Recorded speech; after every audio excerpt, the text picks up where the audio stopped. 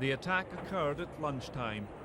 Sinn Fein said 2 masked gunmen entered its advice centre in West Belfast and opened fire indiscriminately using a shotgun and handgun before escaping in a getaway car. 3 people died immediately, an elderly doorman among them. Other victims included a Sinn Fein worker and members of the public. The centre in the heavily fortified Falls Road area was fitted with surveillance cameras because of fears of loyalist attacks. But one of the first on the scene, Jerry Adams, said the gunmen gained entry by posing as journalists. Under government guidelines, his voice cannot normally be broadcast, but he was speaking in a personal capacity as a witness to events. The people who did the shooting gained entry to the building by giving the name of a journalist and saying they were there for a pre-booked interview.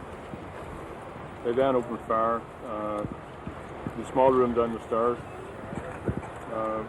Some of the people who have been shot are involved with the party.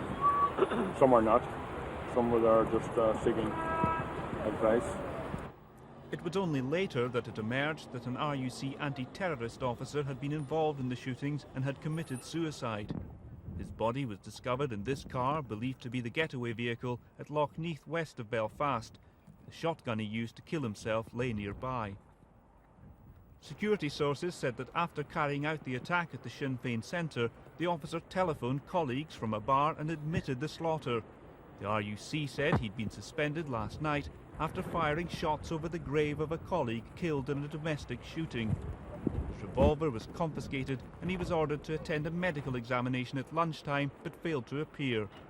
Friends said he'd been demented with grief and had set off seeking revenge. Tonight there's still confusion over whether he acted alone. As it happened, the shootings coincided with the first public visit to Belfast by an Irish president, Mary Robinson. As she toured the city, reports of the killings reached her and she gave this reaction. I've only just heard the news and I am obviously very distressed by it. I'm very distressed by any death by violence. It seems to run counter to what I've been seeing and sharing in and enjoying so far here in Belfast, but it is very distressing and very upsetting. Elsewhere in the city, crowds had gathered for a mass protest by both Catholic and Protestant workers calling for an end to intimidation and sectarian murders.